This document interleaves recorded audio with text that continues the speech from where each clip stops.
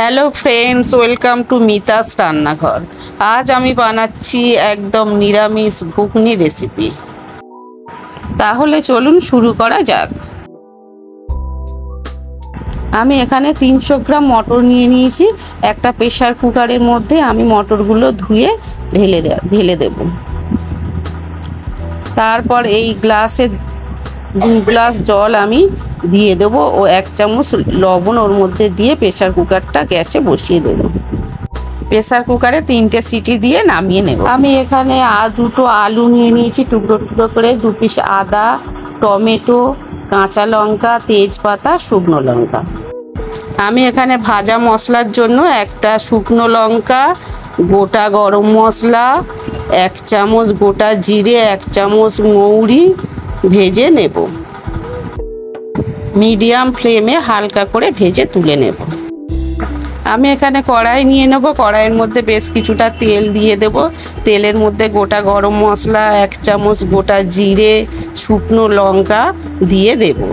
তারপর নাড়াচাড়া করে তার মধ্যে আমি আলু দিয়ে দেব। টুকরো টুকরো করে কাটা আলু দিয়ে টমেটো, কাঁচা লঙ্কা, লবণ দিয়ে নাড়াচাড়া করে নেব।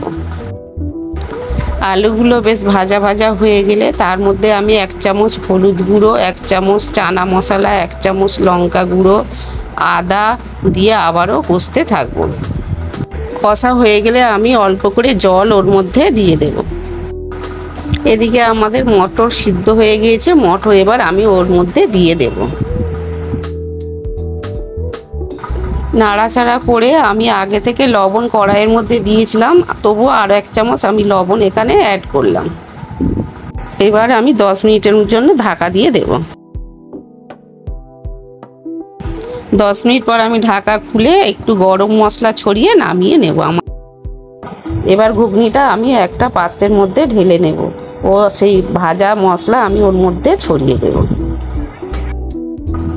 এই ছিল আজকে আমাদের নিরামিষ ঘুগনি রেসিপি। যদি ভালো লাগে লাইক, কমেন্ট, শেয়ার ও সাবস্ক্রাইব করতে ভুলবেন না। ধন্যবাদ।